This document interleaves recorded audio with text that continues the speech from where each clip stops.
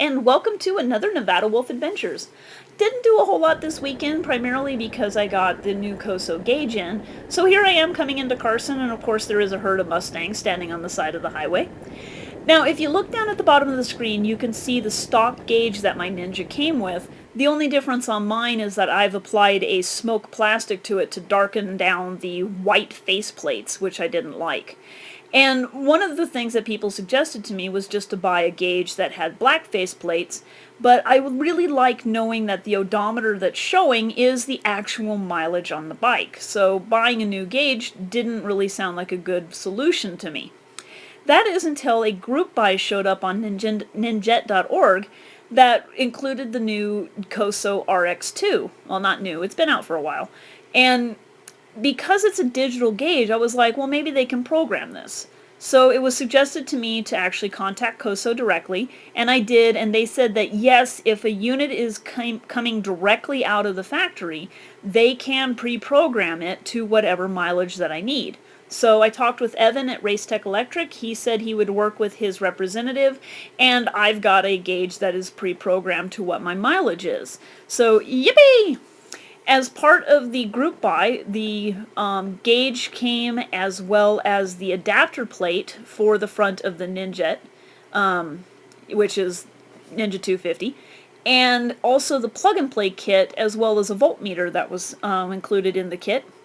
The plug-and-play kit made this a very simple installation. Thankfully, I didn't have to do anything with the wires, I didn't have to do any connections. All I had to do was unplug the old one, plug in the new one, and there we go. And it was really simple to wire up, very easy to work. Here we are just comparing the odometer on the old gauge to the odometer on the new gauge, which both read 13,216.8. So I know, and this is showing the proof, that they are the same when I fired them up. One of the neat things about the Koso is that you can indicate exactly how big your tire is and how fast it's going around, and the speedometer is very, very accurate. The old gauge was about 10% off, which when you're going 20 miles an hour really doesn't make that big of a difference, but when you're going 65 or 70 really makes a difference as far as people coming up behind you because you're going slower than you actually think you are. But here I am testing, comparing the gauge to my GPS, which is sitting on the tank, and it's within a half a mile per hour of each other. So it's within easy rounding distance. I don't think I can get more accurate than that. And depending on what tires I put on the bike in the future, I can actually modify that so where my gauge does stay as accurate as possible. Really handy to know when you're out on I-80 and you think you're going 65 or 70 and not in reality going 60. So this was just me testing it.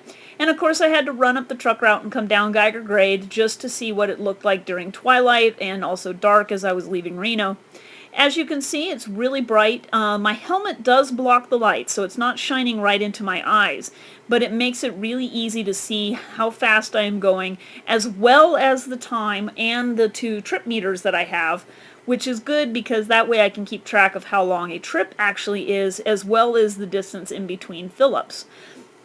So the big thing I wanted, though, was the digital speedometer. I have an easier time reading the digital number than I do the analog needle.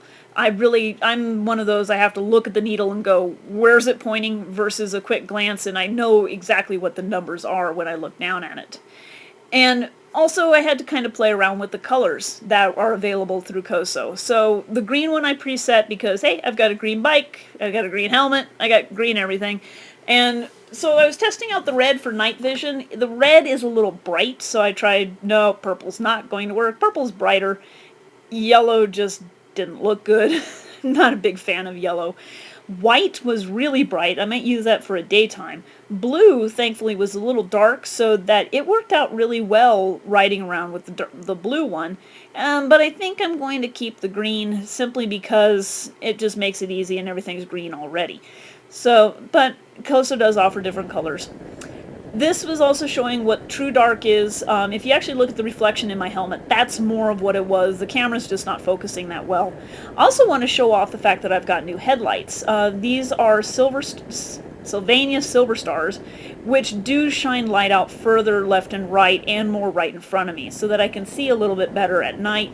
The stock ones were a little dim and they kind of were a very narrow field of view, so I like having a brighter and wider light. And since I'm going to be going on a couple road trips here pretty soon and having just flat straightaways, I needed to get some corners on my Pirellis that I've got. I love these new tires. They're amazing. I've already thanked Brian about 100 times for them. But this is a small segment of, what is it? I can never remember, 720 or 722. It's one of those two. It runs between Eastgate and Austin.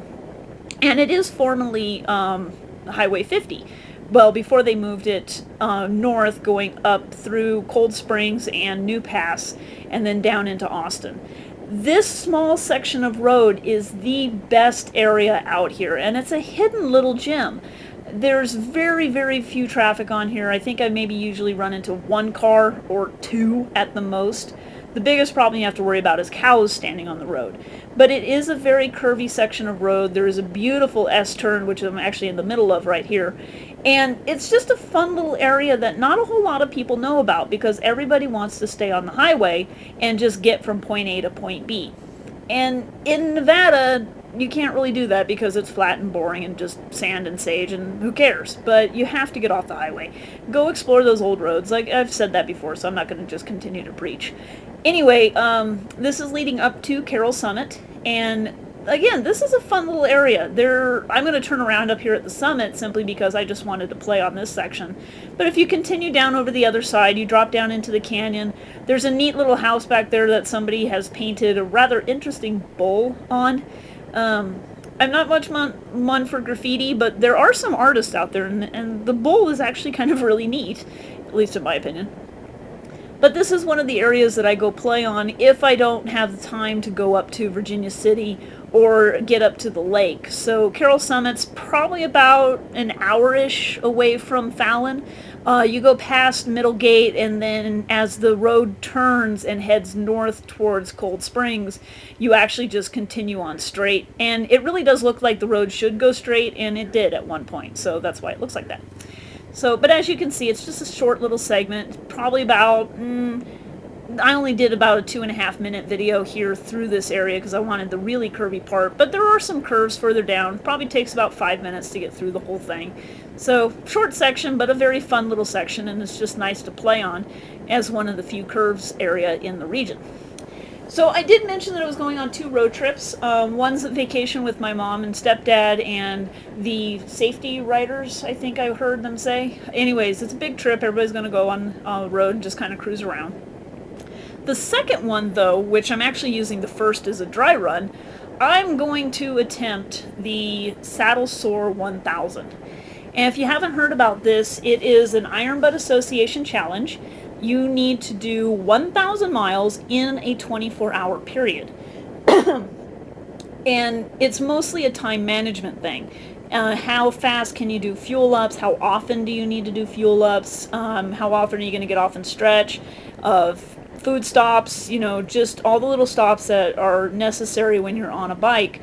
And trying to manage those and keep those under control so that you can clear the mileage that you need. A lot of the places I can imagine you go through a lot of little towns, and so you're going high speeds, low speed, high speed, low speed, and your average is being brought down because of those towns. However, out here in Nevada, it's really simple because you've got I-80, which is pretty much 70 miles an hour all the way through, and then I'm thinking of dropping down and going along 93, and then coming back up 6, and then swinging back up 395. So I'm going to try and keep it all within the state of Nevada, and I really think I can do it. I've been talking to a very nice gentleman named Pete, who is one of the volunteers to witness the start or stop of any particular challenge, because you do need to have somebody that says, yes, absolutely, they started at this time at this place, and they did leave on a motorcycle. And so I've been talking with him. He's done it a couple times himself, and so he's already provided me some very valuable tips on being able to do this. So that is my big goal. I would really like to be able to do it just to say that I did it. You know, it's a little 250. People kind of sit there and look at it and don't think it's a real bike, but I know that the bike is more than capable of doing it. So here's some still shots from the installation of the gauge. As you can see, we kind of had to jury rig a couple things, and that's the installation on the sensor. But there is the proof, 13,216.8. Thank you for joining me, and have a wonderful day.